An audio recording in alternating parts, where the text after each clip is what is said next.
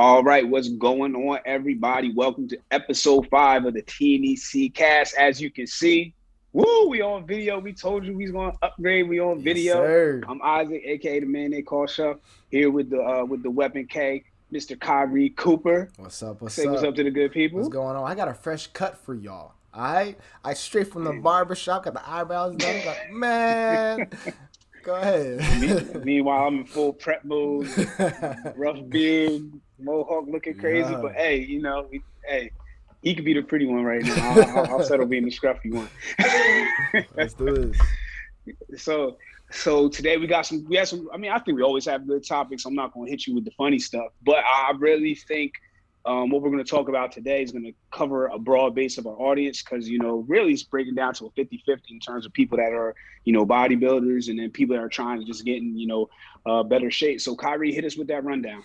All right, so first we're going to talk about cardio, fasted cardio, cardio after your workout, before the workout, whatever. Nutritional plans, we're going to teach you how to create like a starter plan to figure out how your body works. And we're also going to talk about refeed meals, the fat boy meals, our favorite, yo. The Five Guys, the McDonald's, whatever it is. So we're going to cover all that for our bodybuilders and our lifestyle clients, and we're going to get this shit started, brother. Let's talk about cardio. What's your favorite type of cardio? I know you're a runner, but do you do anything else besides run?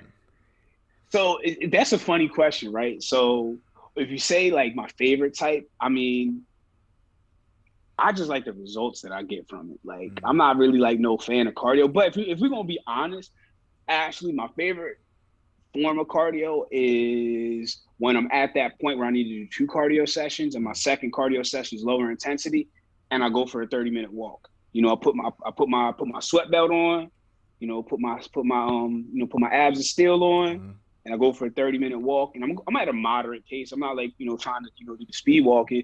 I'm at a moderate pace and it's just enough, I burn a couple hundred calories, not anything crazy, but it also gives me a chance to clear my mind from the day. So, You know what I mean? question, do you do it outside or do you do it Yep. inside?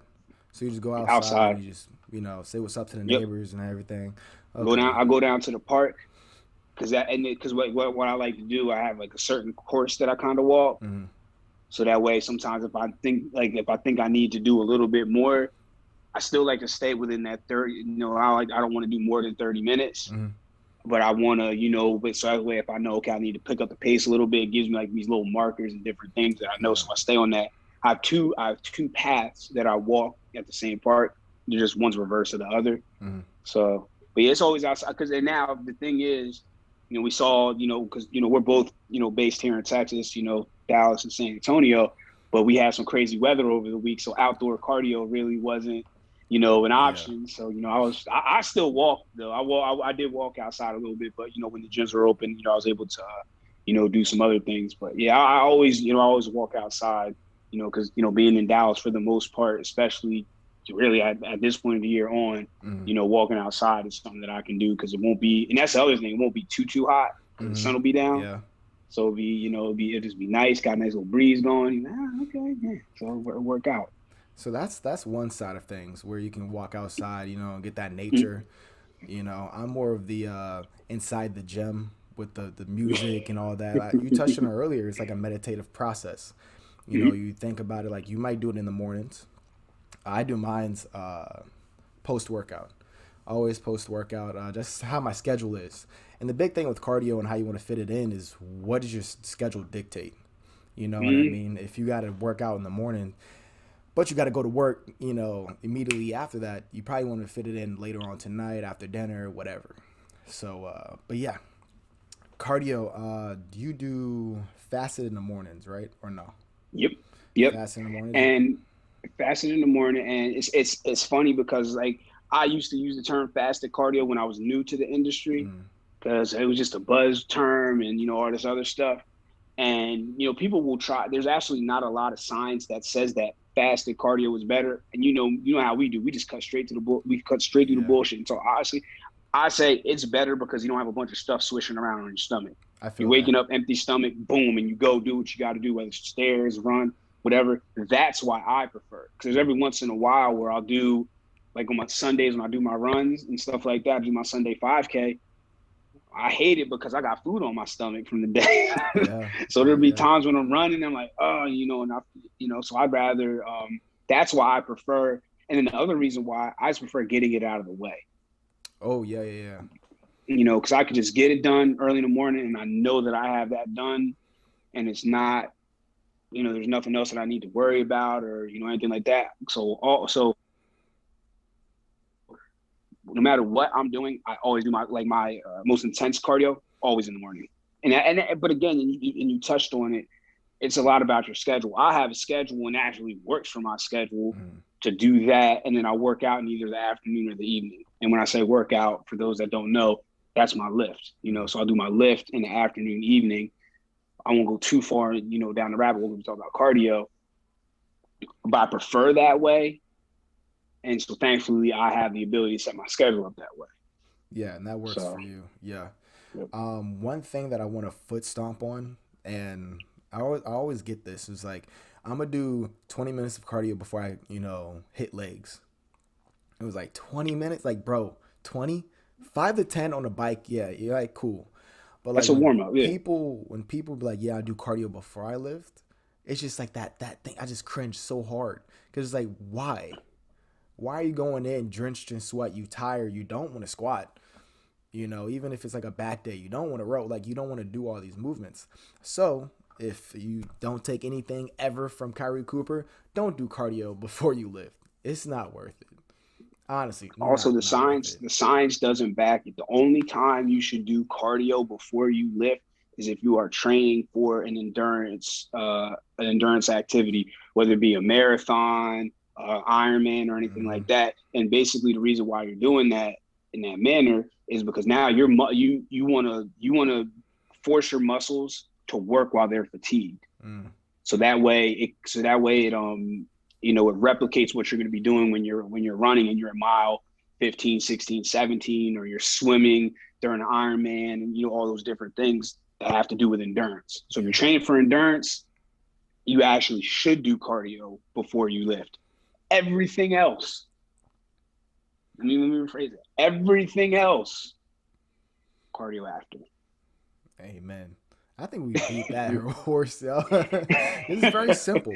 You know what I mean? Okay, no. We didn't talk about, so do you judge your cardio off heart rate? Because I know for me, whenever I do cardio, whether it's like walking on the incline, Stairmaster, whatever, I keep my heart rate between 140, 150.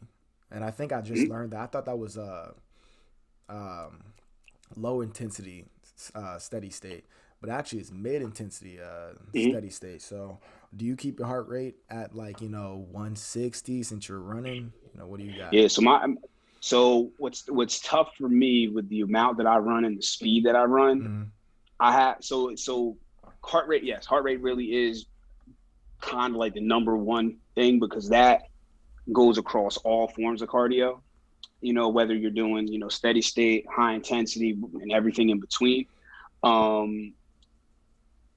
So like when I'm running, I really because I don't monitor my heart rate. I just look at it after because then that gives me an idea of how many calories did I really burn, and just so that way if I'm noticing anything is off, I can go back and look and see, okay, how much do I need to increase the intensity? I'll give an example. So today when I ran, I was at a 6 minute and 30-second pace, and I have it in my ear, so it tells me every quarter mile where I'm at. Yeah, it's every quarter mile. It's a half mile. I can't remember if it's every quarter or half. It tells me, okay, so I've been trying because I want to slow, instead of upping the time, I want to up my intensity every week. Okay. So I want to see how long I can, as long as everything is improving in my body, I want to see how long I can stay at 35 minutes. Yeah. Because I know I can go faster than that, but I don't need to. So I want to, just, and then slowly, push the intensity. But heart rate, I do, because like, for example, I have a lot of people that do other things, and I tell them, look at your heart rate. Your heart rate is going to tell you everything. Yeah. If your heart rate's down there in the 120s, you're not working hard enough. So you need to up the intensity. The other thing that I do that semi correlates with heart rate is if you're using a machine, I always tell people the way you can gauge your intensities with when you punch everything in, use the calories on the machine. So let's just say you go do your 30 minutes of cardio and it says you burn 300 calories, right? So whatever. So as coach, I'm going to say, all right, now I want you to go after 350. not changing the time or anything like that. It's just helping you to learn how to increase the intensity, increase the intensity, increase the Gotcha. intensity. But to your point, heart rate is still number one. But the big thing is, and now for the most part, almost everybody either has a smartwatch or a Fitbit or something that can, tell you your heart rate. You just need to stay consistent with what you're using to measure. That's my big thing with that. You can't use your watch for one thing and then you need to use one consistent thing, because that's going to help you understand how to push your intensity up. For sure, for sure. I like that. Especially, it's like the same thing with like we're gonna talk about this next, like measuring food. You know, you don't want to like one day measure it uncooked and then the next day measure it cooked and then flip flop. You got to keep it consistent, and that's the thing with bodybuilding in general. It's just consistency, right? Ruthlessly consistent. Literally, that's it. Like just do the same thing over and over and over and over again. Anything else you want to touch on with cardio? No, I mean we covered the basics, because it's one of those things where when we were doing our prep for the show, we were saying like if we went down the true rabbit hole of cardio, we could do a whole show about cardio. Yeah. Different types. Yeah. So yeah, I think we got a good start to the conversation, and if people want to know more, we can start we can start answering more specific questions about cardio and our thoughts on it and everything like that. That's the beautiful thing, as close as we are and as much as we have in common in mindset, we still have different answers on certain things and different, so that way they'll get two different solid fact-based opinions on on these topics. For sure. And it's like 1,000 ways to skin a cat. You know what I mean? It's just like whatever works for you. And that's the thing with lifestyle and nutritional plans where we're going into. Whatever works for you. Keto, if that works for you, go for it. Paleo, no, don't go whatever. For keto. It's one of those things. No, go for it. Do not go. Hey, don't live your best life. I'll start talking about ketchup on eggs. Live your best life. CrossFit, powerlifting, bodybuilding. You want to, be whatever you want to be. So nutritional plan. So I'm baby coach, right? So I'm starting my coaching journey soon, really soon. So from big coach, let's talk about like the first thing that you do whenever you get a DM saying, "Hey, I want you to coach me." So first, I'll refer them to the website and tell them to get a consult. So that's number one. Number two. So once we get, we'll do the consultation, because that's important, because we do need to know your goals and everything like that. So what I tell people to do first week, track your food. That's what I tell them. I just want to see what they're doing, what their habits are, because a lot of times, and I still want to see their weights. A lot of times when people start tracking their food, what happens, they do one of two things happen. They're in their best behavior and they actually lose some weight. Yeah. Or they have their eyes open, because we hear this all the time. Well, I eat healthy. It's just that I don't. And I feel like doctor now. No, the scale does not say that. You know what I mean? Like you know what I mean? And it's just real, because you can eat healthy things, but overeating isn't healthy. I don't care if you're eating healthy food. If you're eating too much of something, you've now made it unhealthy.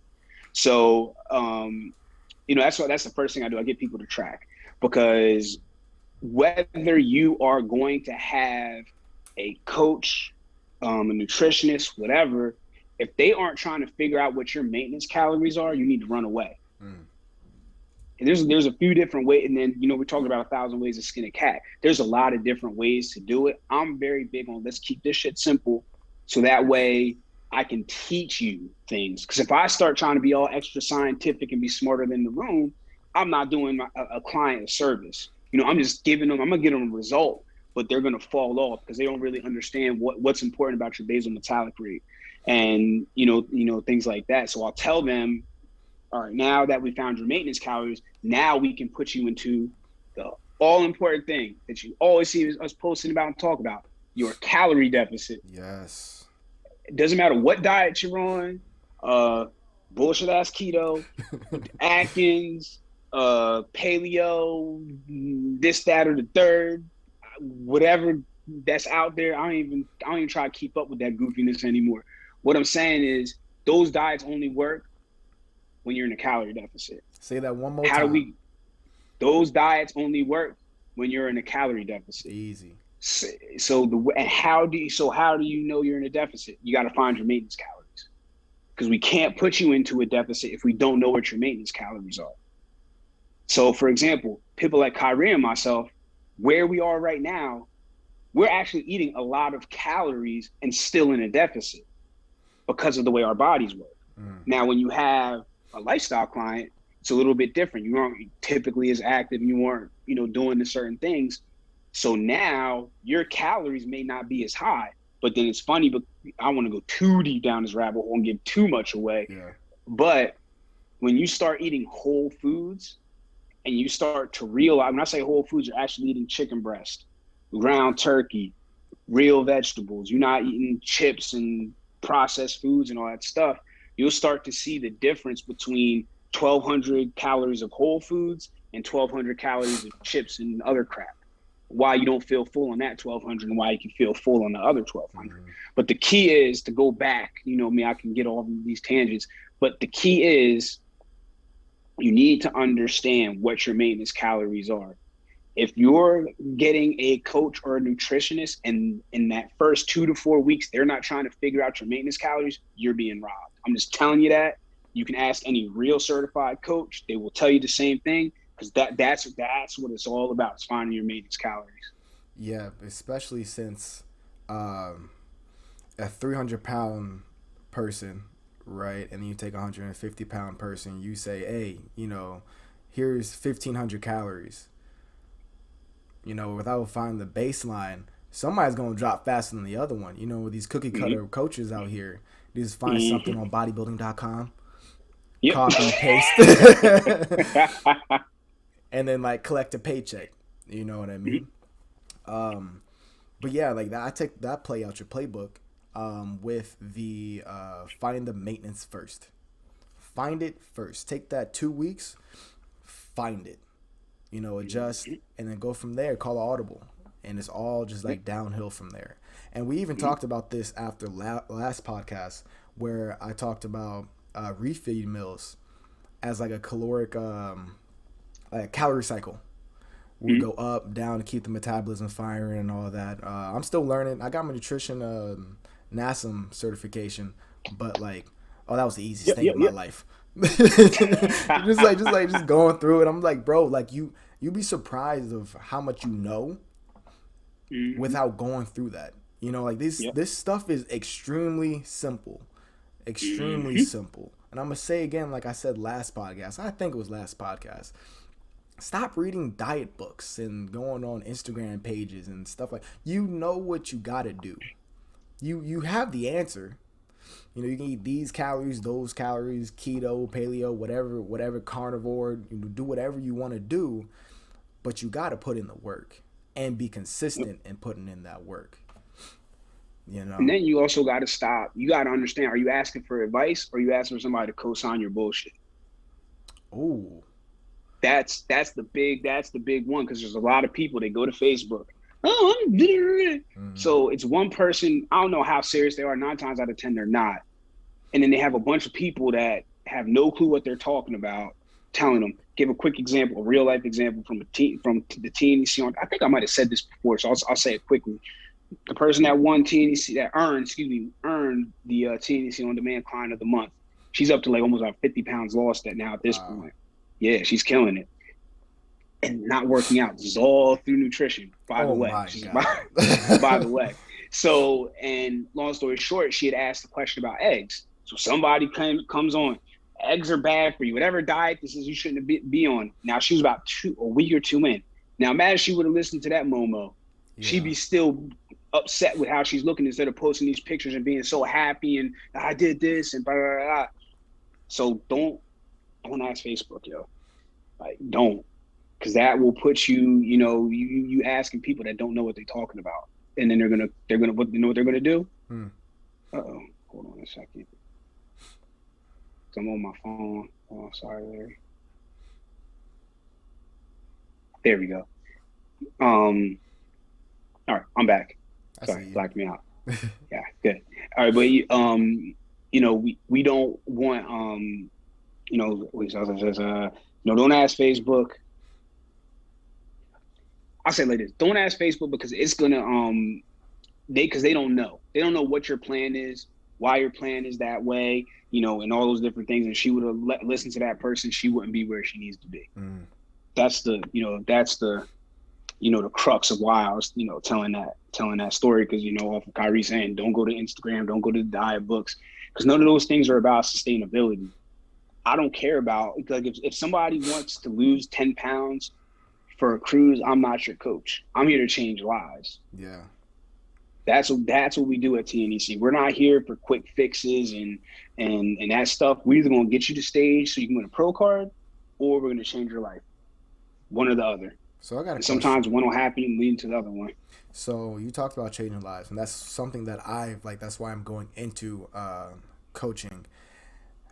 Some people just supply a calendar of what you're supposed to eat at what time and da da da da da, but they don't build lifestyle habits. They don't build those habits of like, okay, cool, you lost your 50 pounds for the wedding, whatever, but as soon as the coaching is over, you built no new habits to conquer those old habits. So you just go back to your old ways. You're 50 pounds heavier, 3 months later. So what lifestyle habits do you like encourage for them? Balance, all that. So a few things that I talk about. 0% restriction, 100% moderation. So what that means, we're not going to say, oh, this food is off limit or that is off limit. Whatever it is, we need to figure out how we can work it into the plan. Because if it's worked into the plan, it doesn't have power anymore. Because it's just part of the plan. Kind of like refeeds, just part of the plan. So it's not, oh my God, like you walk by, that slice of cake at the store and you're ready to die. Oh shit, I get to have that on Friday. You know what I mean? So I tell people, because then the other part of that, again, I'm going to say it, 0% restriction, 100% moderation. When you're in certain phases of your diet, like for example, prep or lifestyle, when you're on that downward slope, you have to be a little bit, more strict, but it doesn't mean that's the way you're eating for the rest of your life. And that's where some people fail on diets, because they're eating certain things in a certain way, certain amounts, and they feel as though that's the way it's going to be for the rest of their life. And that's not the case at all. You know what I mean? At least not with us and how we operate. So, so there's that part. The other part, my whole goal is to help change your palate. So because everybody is either addicted to sugar or salt. Some people are addicted to both, but everybody, if you have a sweet tooth, you're addicted to sugar. If you really just love savory things, more than likely you're addicted to salt. Because when you actually start learning how to read a nutrition label, you see just how much sugar and or salt is in everything that's kind of just regular, not diet or low fat, whatever that. So one of my goals is to break your dependence on that, because now you can still replicate those same tastes and same types of meals, but you're doing without the same amount of calories. Because now you're able to do it as natural athletes, you're doing it unenhanced. So instead of eating jelly, that was my one thing. So I love peanut butter and jelly. I remember when I went to natural jelly, sugar-free jelly, all that. And then I was at a diner back home and I put jelly on some toast. And it blew me away because it was so sweet. I was like, what the hell is going on? So it's about adjusting your palate. And that's going to help you in maintenance, because now you're enjoying food still. Because that used to bother me. Like, why do you need to enjoy the food? Especially, we're bodybuilders. So we know, slop it and eat it. Yeah. But I realized, I'm like, look, people need to be able to enjoy. Now, I'm using enjoy as a loose term. I'm not saying you need to be a slave to it and like, oh my God, if it doesn't taste good or, that stuff. But you don't have to sit there and suffer and be like, this crap sucks. Because we want long-term success. So we want to teach you how to enjoy it.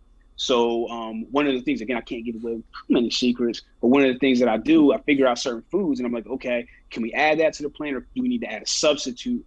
And then if it's something that we don't need to add a substitute, you can have it fairly often. If it's something we need to have a substitute, you have the substitute fairly often. And then, you can have the real deal once a month, every couple of weeks, depending on what it is. So those are the things that we teach and preach to help people that once they finish maintenance. And that's the other thing. The mistake I made when I was in Kirhee's position, when I first got into training and coaching, was that I didn't spend enough time on maintenance. I get people to their goal, do about a week or two. All right, thanks, great, great. And a lot of people came back to me for the wrong reason. They came back because they fell off. And I realized, I mean, if you're coming back because your goal has changed. Now you want me to help you hit another goal. So now I really minimum spend 4 weeks on maintenance. I really like to do 4 to 8 weeks on maintenance because the number one thing is not that many things pop up in 2 weeks. But now over 4 to 8 weeks, there's a lot of things that pop up. Yeah. Anniversary dinner, birthday dinner, crew, just whatever it is. So we teach you how to navigate through those things. So now the whole goal is however long it took us to get you to the goal and then to maintain it, that we've taught you things. Yeah. That you know what to go back to if you know, oh man, I put on 5, what do I need to do? Because to me, I don't want you to come back to me for 5 pounds. I failed you if you have to come back to me for 5 pounds. You don't know how to get it off. So that's, those are the, those keys in terms of, habits and how to help somebody get to the maintenance and keep the weight off. Yeah, for sure. Now for the fun stuff. My favorite, because like I be having refeeds, like my metabolism's just on fire. So like I have refeeds on every big body part. So back and leg day. So every other day I be having refeed, kind of, sort of. And like I'm talking refeeds, you know what I'm saying? So, oh yeah, you went prep. My bad. So let's talk about our favorite refeed meals. What's yours? Let's talk about it. So mine is very easy. So there's a spot up here in North Dallas called BurgerFi. Oh, I used to work there. Not are you serious? But like at a BurgerFi, yeah. So that's hands down my favorite burger. The fries. So I have a burger and fries. I do my refeeds every 7 to 10 days, and it's really it's out of guilt that I don't do it. Because I really could do it every 7 days, but then I just feel like, man, I'm gonna. I just don't feel right. Yeah. Maybe this prep it will. I don't know. Now, granted, I've been in prep for 2 weeks, and I wanted to get through my first 2 weeks, and then I'm doing my refeed this week, and I'm going right to BurgerFi. That's that's my spot. Not far from my office. You know what I mean? So, but yeah, I absolutely love BurgerFi. Because one of my rules about refeeds, there needs to be macros in it. But you have to be because but it's like, for example, like ice cream doesn't really have macros. You know what I mean? It's just ice cream. You're just eating empty calories. It's not really something that your body can use. Gotcha. You know what I mean? When you eat a burger and fries. Now, granted, the fries don't really have much because BurgerFi fries are actual real potatoes. But you go to a McDonald's or somewhere like that. Where they say they're potatoes, but they're just fries. Big difference. But that BurgerFi, man, is like it's so on point, man. Like, what do you get? It's just, what you get? I get my little double cheeseburger, and some fries. It's sad because they know me when I walk in. They say, "Hey, it's refeed time."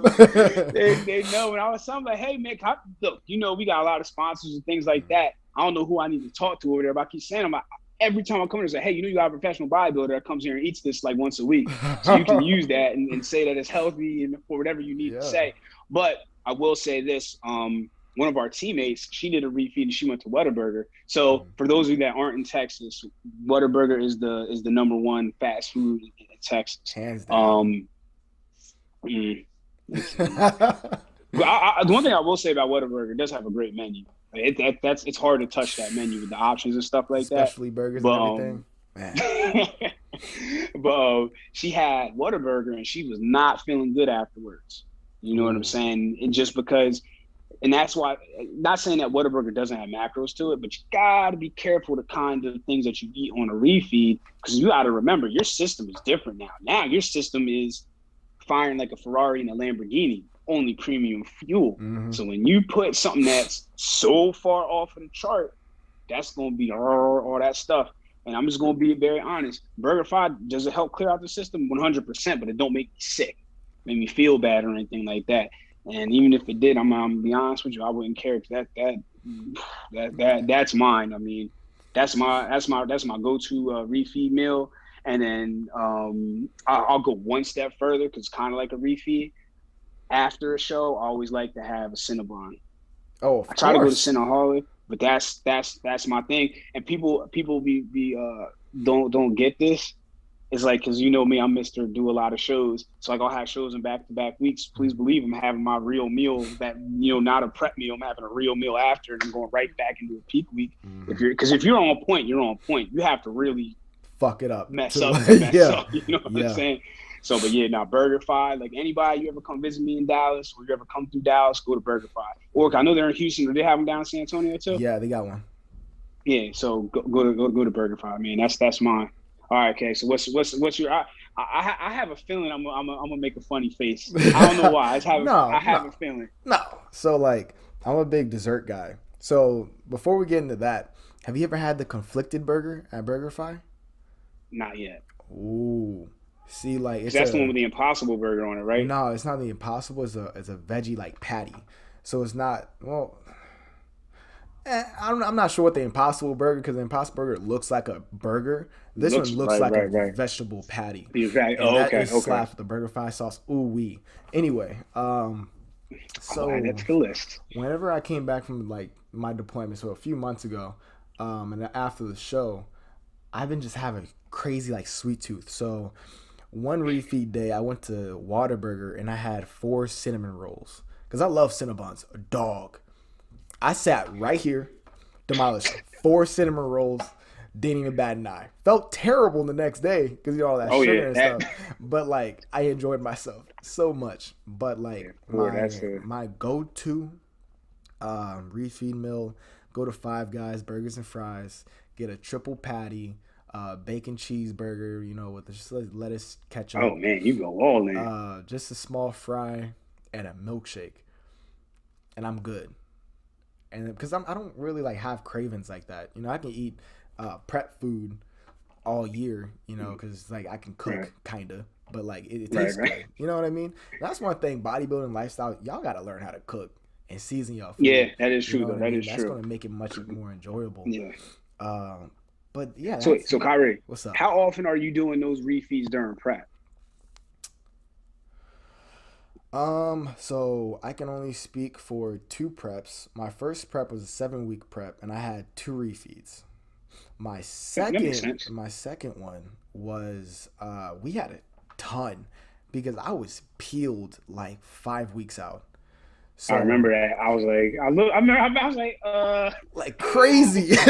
what's going on here? It's like my quad started feathering. I'm like, dog, like, and he was just like, Kyle just started playing with numbers. He was like, you know what? Let's do 600. And then he would text me back an hour later. He was like, you know what? Let's go 900, like 900 grams of carbs. So since over there, I can only eat something I could track. They had a cafeteria, but I couldn't eat there because obviously I don't know what they're putting in the food when they're cooking and stuff. Right, right, So right. my shit was a carb powder, like for like intra workout, Mhm. Rice Krispie treats, Can't go cereal, wrong with those. because all those are like low in fat. You know what I'm saying? So I still had to stay Right. under like 70, 80 grams of fat. Mhm. Cereal was a huge one, and bread. So, and I would just milk those. 800 grams of, I had like 10 Rice Krispie treats in a day. You know what I mean? Just to kind of hit that number. Would I ever Right. do that again? No. That's Right. Right. Right. irresponsible. I feel like a child. It's like go to the DFAC and just like filling up my bag with You're Rice looking at Krispie treats. what? But yeah, like refeeds, it came probably like every Saturday. Like this last prep, I didn't go under 100 grams of carbs. I think I was 100 grams of carbs like probably like 2 or 3 times, just because of like the Say that workload. again. Oh yeah, I didn't go under 100 grams. Like I don't see why. Like yes, there's certain instances where you have to, but like when you are actually working, the food don't gotta drop. You know what I mean? If the intensity is there, you ain't gotta go that low. Because that's fuel. You have to change it, especially in prep time. You have to look at the food as fuel. You have to have enough gas in the car to go to work and go home.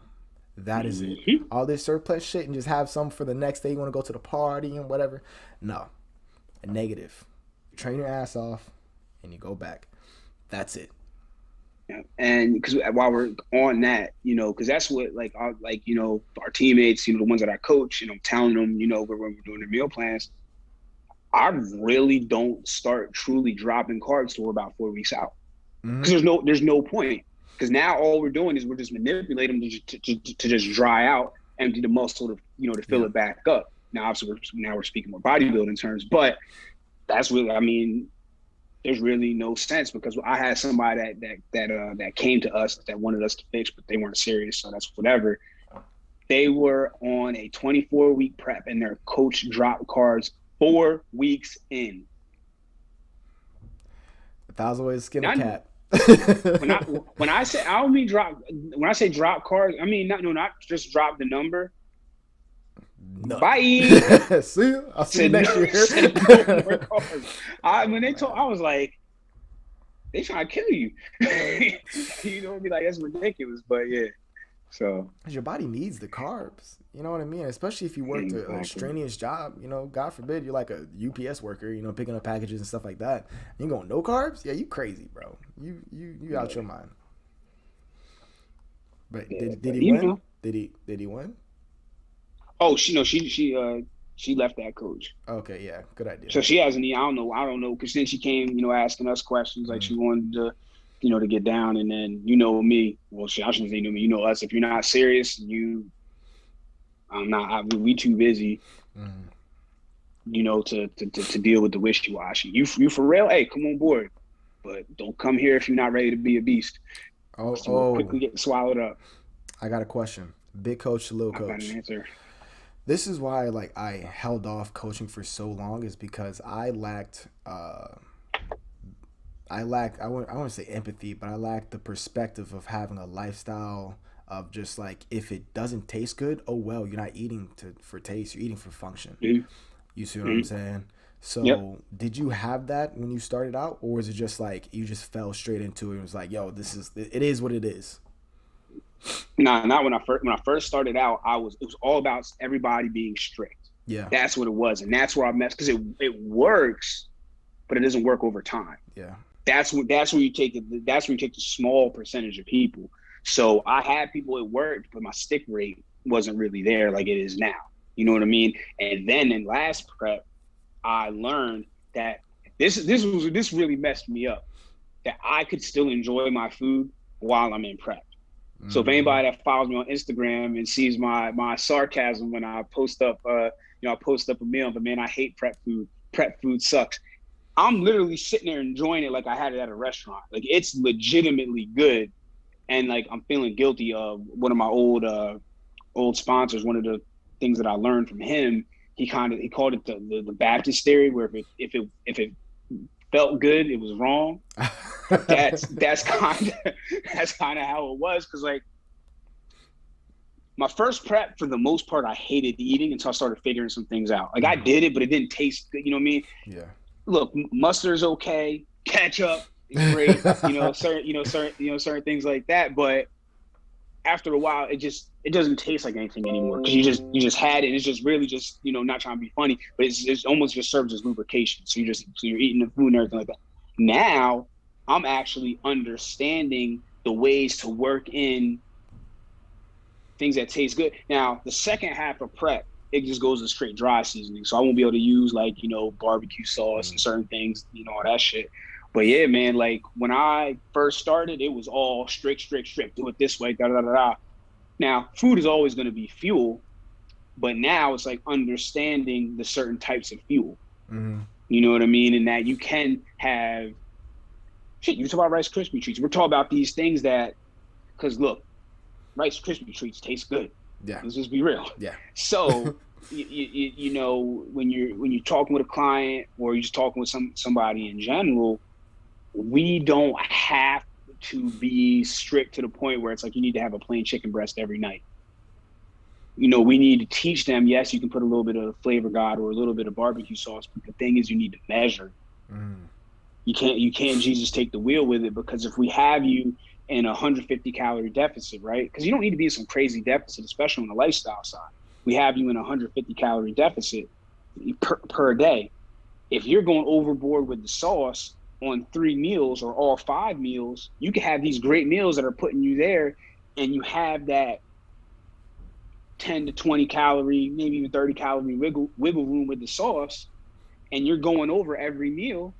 You just knocked yourself out of a deficit. So you're doing all that work just to lose your deficit over some sauce. So that's where, yeah. So, G Hughes, baby, G Hughes. But that's where, you know what I'm saying. Oh, Mrs. Taste, go TDC, Mrs. Taste, I think I saw it on your Instagram. Yep, man. Yo, Mrs. Taste is that's a whole ball game changer. We might have to talk about that then. Yeah, that's a whole ball game changer because I'll tell you one of my little tricks. You know, I use so I'll take Ezekiel bread. So I try to manipulate my carbs in terms of how how they taste and everything. So I'll take my Ezekiel bread, I'll put a little bit of caramel syrup on it, put some Flavor God butter. Bam! That's like my dessert. So I eat my protein and my veggie, and then the carb is like my dessert. So I have a dessert at every meal. Oh yeah. Okay, I didn't even think about that. Yeah. Damn. crafty. Oh man. But do you have anything else on refeeds? You want to call it? Refeeds aren't. I was like this. Refeeds are important. Make them as part of your plan. Just make sure that they have. So even if you're going to have ice cream, for example, have a real meal with the ice cream. Don't just take down a whole tub of Ben and Jerry's. Yeah. That's not gonna really restart your system. That's just gonna give you an upset stomach. And also eat the meal before the ice cream. You know what I mean? So you would have a full stomach already, so you're not just gonna pound the entire thing of Ben and Jerry's. Yeah, it's very important also for the mental. You know, you've been grinding. You earned it.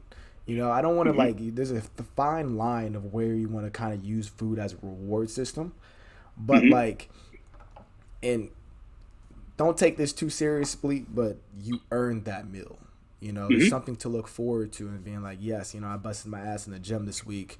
I get to have my 4 Cinnabons from Whataburger, you know? So, yeah, man, this is good. Let us know if y'all like the video. You know what I mean? Yeah, we on video. And one thing that I'm excited for is that I know for a fact episode 10 is going to look so much better than episode 5. Episode 20 is going to look so much better than episode 10. You know, we're going to upgrade this. So each episode, hold me to it. You know, if you know, episode 19 looks amazing, but episode 20 looks like trash. But hey, yo, Coop, you fucking up, Chief. We're going to evolve this. It's going to look so much prettier. It's just a rough draft, and we're going to sharpen the sword, man. I think we're on to something. Yeah. Closing words. The one of one. Oh yeah. We're gonna have to talk about that, brother. Yeah, we're gonna. Yeah, that one of one. Go ahead and ship it over, brother. those one of one. But yeah, nah. I mean, look. Again, another great episode. We appreciate all the feedback we've been getting. You know, stay tuned. We have some guests, you know, lined up to be joining us soon. Now, especially now that we have the video. So we just have a lot of big things coming up because now the season is starting to get going. You know, from the bodybuilding side. So we have, you know, athletes to show in the next 4 weeks, and then it just starts rolling from there. It's like damn near every weekend somebody's going to be doing something. So there's just a lot of things going on that, you know, we'll be able to talk about and, you know, bring to the TNEC cast. And so I'm excited. I'm extremely excited. Some other announcements. So we have so much going on. So that's my sign off right there. I appreciate you guys for watching, listening, whatever it is you guys are doing right now. Doing cardio. I hope you sweated it all out. Hope you earned your cheat meal or refeed meal. But yeah, y'all take it easy. It's Weapon K. We got Big Shuff. And we out of here, yo. Y'all take it easy. Peace.